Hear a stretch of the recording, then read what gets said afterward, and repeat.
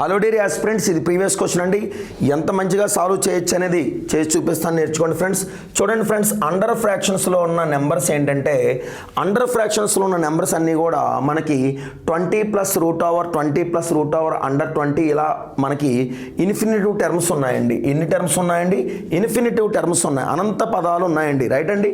ఇక్కడ చూసుకుంటే కనుక మనకి ప్లస్ ఉండేటప్పుడు ఏంటంటే గమనించాల్సింది ఏంటంటే డియర్ ఆస్పిరెంట్స్, చూడండి ఫ్రెండ్స్, ఏదైతే 20 అనే నెంబర్ ఉందో ఆ 20 అనే నెంబర్కి 2 కోప్రమ్స్ యొక్క ప్రోడక్ట్ రావాలండి. ఏ 2 నెంబర్స్ యొక్క మల్టిప్లికేషన్ మనకు 20 వస్తుందంటే 4 5 చేస్తే మనకు 20 వస్తుందండి. ఏం చేస్తే మనకు వస్తుందండి 20 అనేది? 4 5 20 అండి. సో ప్లస్ ఉండడం మూలంగా ఏం తీసుకుంటామంటే మనం పెద్ద నెంబర్ తీసుకుంటామండి. Suppose if in case minus ఉంటే ఏం తీసుకుంటామంటే మైనస్ √, అండర్ 20 √, చూసుకుంటే మైనస్ ఉండేటప్పుడు ఏం తీసుకుంటామంటే 4 అనే వాల్యూ తీసుకుంటామండి. సో ఇక్కడ ఏంటంటే మనకు వచ్చే వాల్యూ ఏంటంటే ఇదంతా కూడా మనకి డైరెక్ట్గా ఏమొస్తుందంటే 5 వస్తుందండి.